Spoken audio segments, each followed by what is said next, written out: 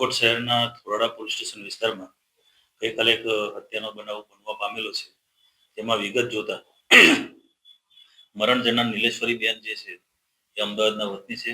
એમને આજથી 4 વર્ષ પહેલા આ કામના આરોપી યોગેશભાઈ બાબુભાઈ માવલા જે ભગવતીપરામાં રહે છે એની સાથે પ્રેમ સંબંધ હોય એથી આ લોકો એમને લવ મેરેજ કરેલા હતા. લવ મેરેજ કરીને આ લોકો ભગવતીપરામાં સાથે રહેતા હતા.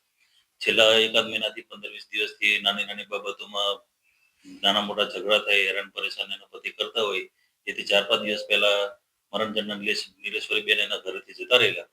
એના બેનપણી જે આકાશદીપ સોસાયટી છે કુદરત હાઉસિંગ બોર્ડમાં ત્યાં જતા રહેલા. ત્યારબાદ આ આરોપી એમને અવારનવાર ફોન કરીને ઘરે આવવા માટે જણાવતો કે તું ઘરે આવી જા પણ મરણ જનાર બેન એમના ઘરે ગયેલ નહીં.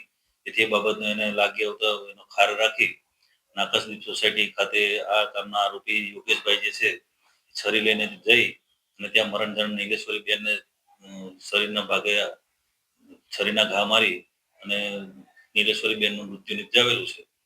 અને એમનો ભાઈ જે છે પ્રથમસિંહ એમને બોલાવીને એમની હાલ ફરિયાદ લેવામાં આવેલી છે. ફરિયાદના આધારે હાલ આરોપીની ધરપકડ કરવામાં આવેલી છે.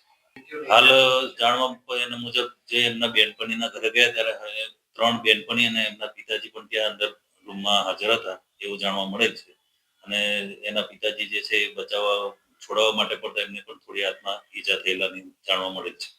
હાલ ઘર કંકાસ જે લાગી રહ્યો છે, ઘર કંકાસ છે ને નાની નાની બાબતોમાં ઝઘડો કરી મારકૂટ કરવું એવું લાગી રહ્યું છે. પણ હાલ આરોપીની ધરપકડ કરવામાં આવેલી છે. હાલ એમના અલગ અલગ જાતનું હથિયાર રિકવરીનું પંચનામું અંતે કરવાનું બધું બાકીમાં છે. તેમજ એના નામદાર કોર્ટમાં રિમાન્ડ પણ મેળવવામાં આવશે.